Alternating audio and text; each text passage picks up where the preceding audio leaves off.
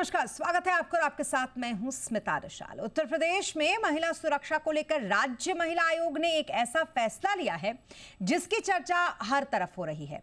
इसके बाद सवाल यह है कि क्या यूपी में अब पुरुष टेलर नहीं होंगे, क्योंकि फैसले में इसका जिक्र किया गया है कि टेलर जो है वो महिला दर्जी होनी चाहिए अगर महिलाओं का नाप लेना है तो।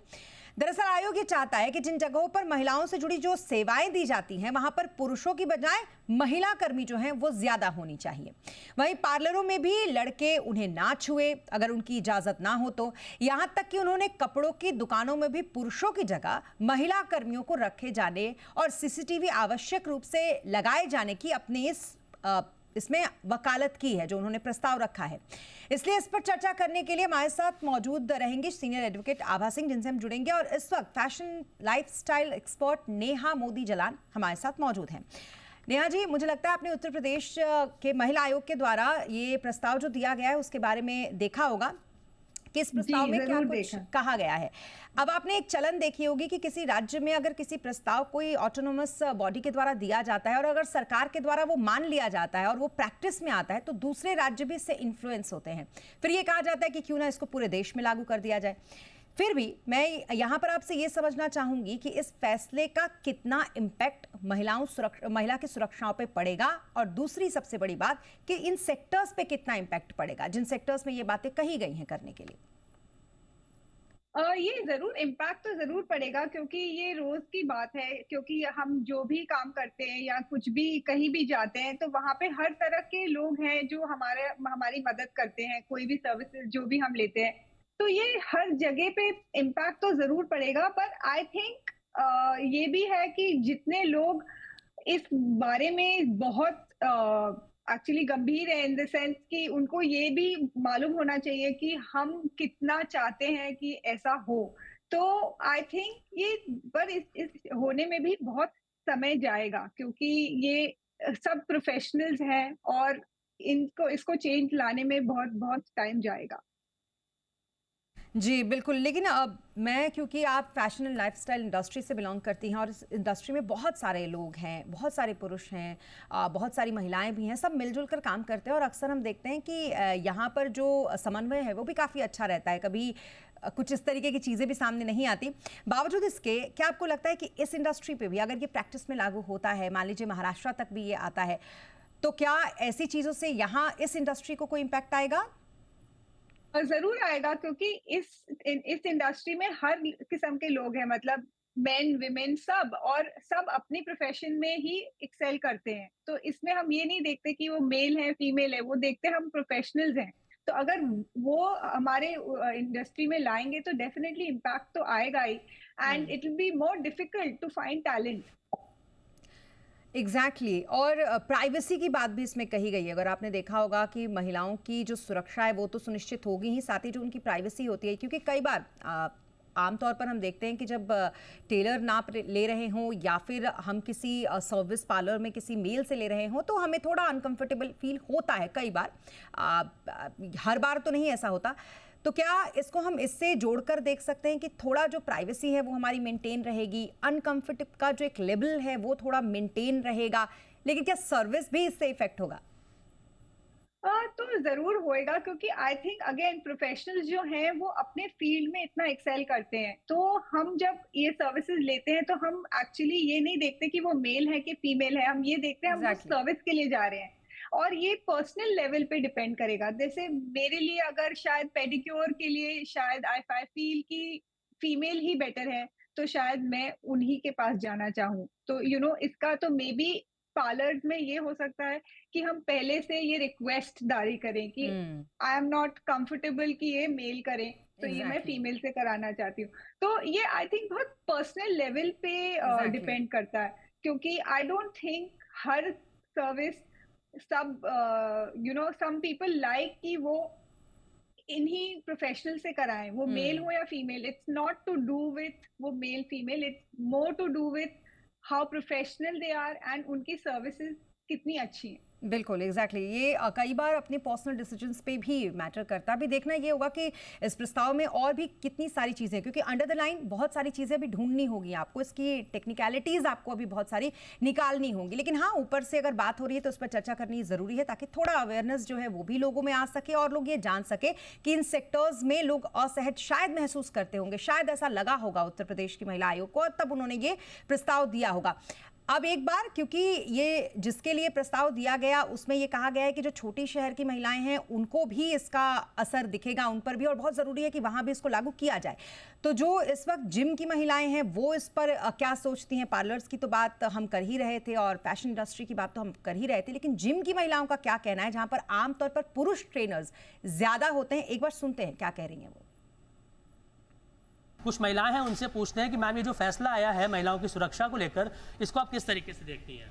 जी, ये फैसला बहुत अच्छा है इस सरकार का, स्पेशली विमेंस के प्रति, क्योंकि विमेंस की सुरक्षा हर जगह नहीं मेंटेन हो पाती है। अब ये सरकार ने ये फैसला लिया है कि हर जगह पे विमेंस, जगह जिम है तो ट्रेनर्स भी विमेंस होने चाहिए। तो हम लोग इस फैसले से बहुत खुश हैं और कंफर्टेबल बहुत हैं। बहुत अच्छा मानते हैं और हम लोगों को बहुत अच्छा लगता है, बहुत ही लोग ध्यान रखते हैं। बहुत सी जैसे महिलाएं होती हैं उनको कोई दिक्कत नहीं होती है कि अगर मेंस भी है तो कोई प्रॉब्लम नहीं है, आपके साथ महिला रहती हैं, आप उसमें खुश हैं? नहीं, खुश है, अच्छा लगता है।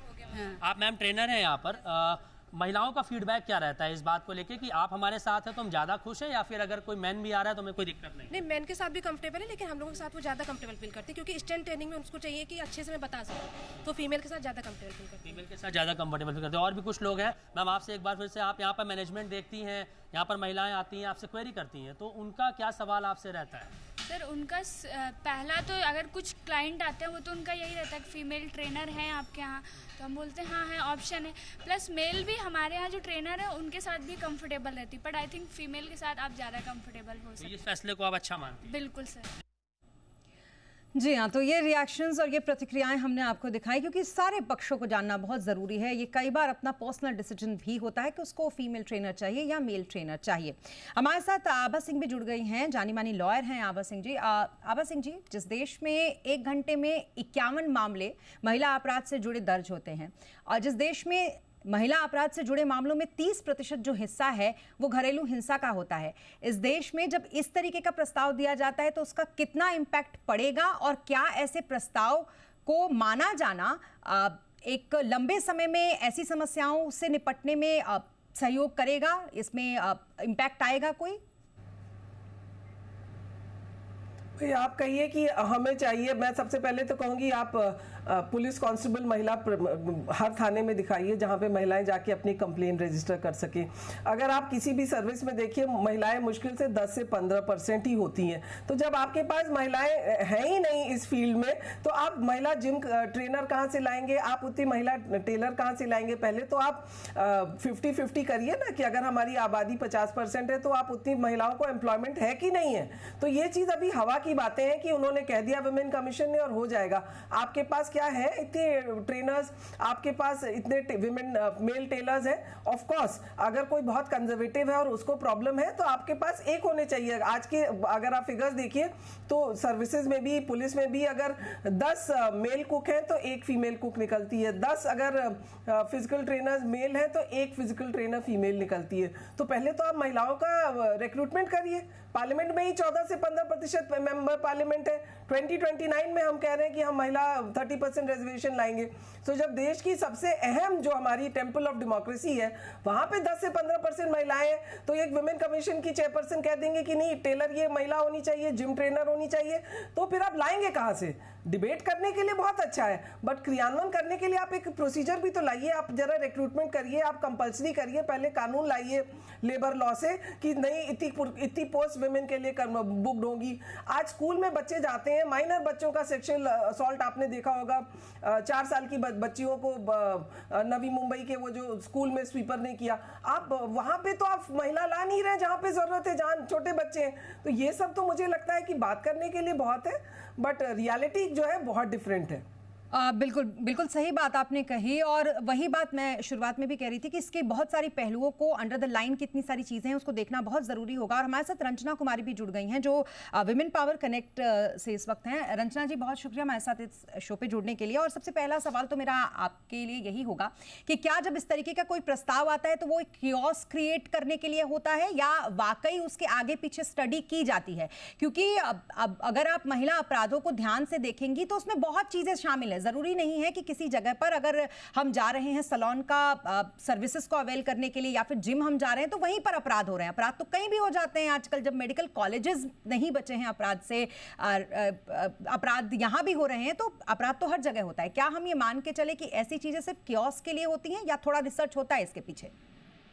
देखिए, इस तरह की दकियानूसी, ये रिग्रेसिव बातें पहले भी आई हैं कि लड़कियां स्कूल में सलवार कुर्ता पहने और स्कर्ट ना पहने और दुनिया भर की बातें। ये जो मेन मुद्दा है उससे दिमाग भटकाने के लिए भी होता है।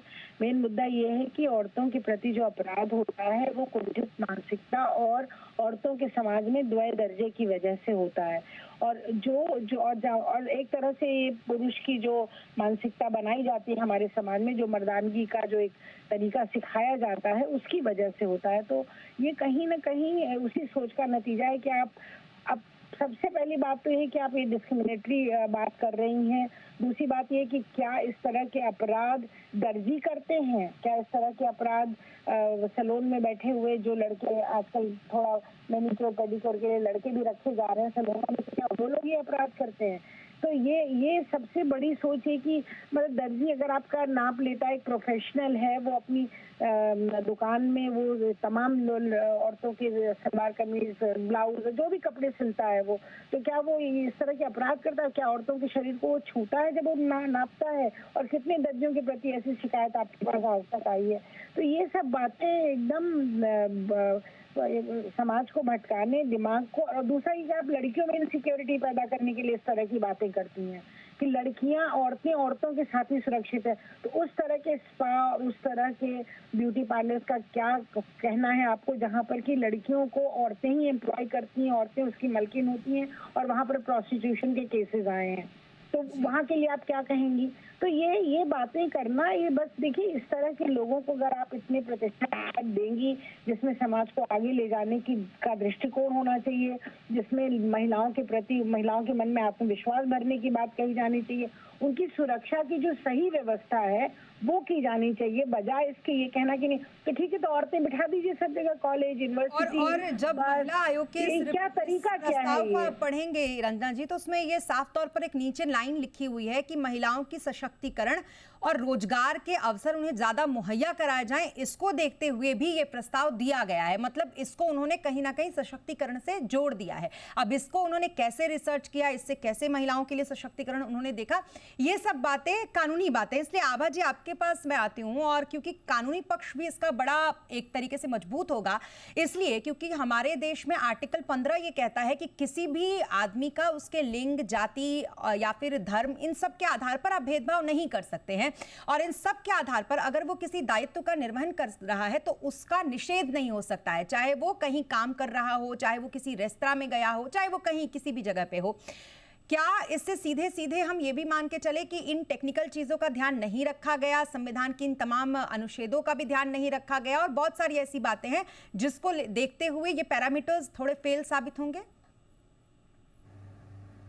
देखिए, आपने जो बात करी कि equal protection of laws, equality before laws, जो हमारे फंडामेंटल राइट्स हैं, जो बात करते हैं कि आपको किसी को डिस्क्रिमिनेट नहीं कर सकते on grounds of religion, race, caste और सेक्स, वो वहाँ पे ये भी कहते हैं कि सरकार के पास पावर है कि वो महिलाओं और बच्चों के लिए पॉजिटिव चीज़ें कर सकती है। तो पॉजिटिव चीज़ों के लिए आप डिस्क्रिमिनेशन कर सकते हैं, बट वहाँ पर आप पहले ये तो करिए ना कि आप इनको अनऑर्गेनाइज सेक्टर में बात कर रहे हैं। अनऑर्गेनाइज सेक्टर में सरकार कुछ नहीं कर सकती है, ये तो कौन क्या काम कर रहा है आप उसको रोक नहीं सकते। आप ऑर्गेनाइज सेक्टर में अगर जॉब देने की बात कर रहे हैं तो आप कहिए कि हाँ, पुलिस में जो भर्ती होगी उसमें हम 30% महिलाओं को आरक्षण देंगे, वो आप करेंगे नहीं, क्योंकि आप इलेक्शन हार जाएंगे। पार्लियामेंट में मैंने कहा ना 2029 की बात की गई है, आज की बात नहीं की गई है। तो जिम की बात अगर हम करें, आप कहेंगे कि जो पुलिस के जिम है या प्राइवेट सेक्टर में जिम है वहां पे फीमेल रहेंगी, तो आपको एक सर्कुलर निकालना पड़ेगा ना। आप कहेंगे पहले तो आप स्टडी करेंगे कि अगर 30 इंस्ट्रक्टर्स हैं तो उसमें आप 30% देंगे। आप एक पॉलिसी डिसीजन लीजिए कि पैन इंडिया हम 30% सारी पोस्ट विमेन के लिए रिजर्व करते हैं, वो तो पहले निकालिए। वो निकालने की जगह, और अगर आप कह रहे हैं कि टेलर, तो टेलर की भी तो आप अनऑर्गेनाइज सेक्टर में आप मुझे रोक सकते हैं। मैं कहूंगी नहीं, मेरा टेलर तो मेल है, मैं 30 साल से उसके पास जा रही हूँ, मैं उसी मास्टर जी के पास जाऊंगी, वो आप मुझे नहीं रोक सकते, वो मेरा फंडामेंटल अधिकार है। तो ये सिर्फ बातों की बात है, इसमें कोई फैक्चुअल कोई चीज सामने नहीं आती। हाँ, ये बात जरूर है कि एक महिला होनी चाहिए। जब आप लाइसेंस देते हैं, जब आप लाइसेंस दे रहे हैं जिम का या स्पा का, आप ये कह सकते हैं कि नहीं 30% इसमें महिलाएं होनी चाहिए। तो पहले सरकार को उन्हें कहना पड़ेगा कि सरकार को आपने लिख के दिया कि नहीं दिया, कि आप कोई भी परमिशन दे रहे हैं, आप उसमें पहले लिखिए कि 30% विमेन होंगी तभी आपको लाइसेंस मिलेगा। ये चीज पहली करनी चाहिए थी। विमेन कमीशन, यूपी कमीशन की जो चेयरपर्सन बनी है, देने के बाद आप इस तरीके के डिसीजंस अगर लागू करते हैं तो थोड़ी बहुत बात समझ में आती है। नेहा क्योंकि फैशन इंडस्ट्री से जुड़ी हैं और टेलर की बात इसमें बार बार हुई, दर्जी का सबसे पहले इसमें जिक्र आया। नेहा, बहुत सारे लोग ऐसा कहते हैं, जैसा कि हमने पहले भी बात की, कि कंफर्टेबल होना, अनकंफर्टेबल होना ये अपनी व्यक्तिगत राय हो सकती है, पर्सनल डिसीजंस हो सकते हैं, लेकिन क्या आपको लगता है कि इसको लेकर क्वालिटी में भी कुछ डिफरेंसेस आएंगे? क्योंकि ये ऐसी इंडस्ट्री है जहां पर हमने मेल्स को भी का डोमिनेशन देखा है काफी ज्यादा हद तक। डेफिनेटली देखा है, पर आई वांट टू डाइवर्ट थोड़ा इस टॉपिक से। मैं, आप दर्जी की बात क्यों करते हैं? आज आप डॉक्टर की बात कीजिए। आज हम अगर डॉक्टर या स्पेशलिस्ट के पास जाना चाहते हैं तो वो हर सेक्स में, मतलब मेल फीमेल में, बोथ दे आर प्रोफेशनल्स। तो मैं आज अगर प्रिफर करती हूँ किसी डॉक्टर पे जाने के लिए, तो मैं ये तो नहीं कह सकती मैं फीमेल ही डॉक्टर के पास जाऊंगी क्योंकि मैं ये इलाज इन्हीं से करूंगी। मेरे को डॉक्टर चाहिए जो प्रोफेशनल है, जो मेरा काम कर सकते हैं, जो मेरे को करेक्ट डायग्नोज कर सकते हैं। तो it's very difficult to actually choose a person based on their sex what they can do for you.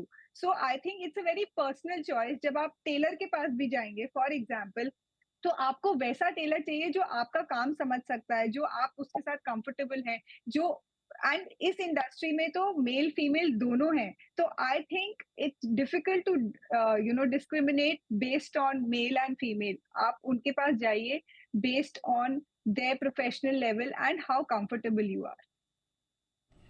जी बिल्कुल, तो ये साफ तौर पर कहीं ना कहीं थोड़ा बहुत तो ऐसा लगता ही है कि भेदभाव तो होगा, लेकिन क्योंकि कानूनी पक्ष भी इसका जानना जरूरी है, तो आभा जी इसमें क्या कानूनी रुकावट आ सकती है अगर आई तो, अगर ये प्रस्ताव मान लिया गया तो? देखिए, रुकावट तो कोई नहीं आएगी, क्योंकि हमने कहा कि जो संविधान में आर्टिकल्स में फंडामेंटल राइट्स में भी लिखा हुआ है कि state can make positive discrimination, इसीलिए हम रिजर्वेशन की बात कर रहे हैं। लेकिन जो है, इनको सरकार को नीति बनानी पड़ेगी, रुकावट कोई नहीं आएगी पहले, लेकिन आपको उतने विमेन के लिए जॉब जनरेट करने पड़ेंगे, ट्रेनिंग देनी पड़ेगी। सबसे बड़ी ट्रेनिंग होगी कि क्या आपके पास इतने विमेन जिम ट्रेनर्स हैं, इंस्ट्रक्टर्स हैं, इतने विमेन टेलर्स हैं। जब अभी एम्प्लॉयमेंट में हर जगह 10 से 20%, सिर्फ महिलाएं कहाँ पे है, नर्स में है या टीचर्स में है, यही 2 फील्ड है जहाँ पे 40 to 50% विमेन आपको मिल सकती हैं, बाकी जगह है ही नहीं। तो सबसे बड़ी चीज है कि आपके पास जब उनका वर्क पूल नहीं है, आप इसको इंप्लीमेंट नहीं कर पाएंगे।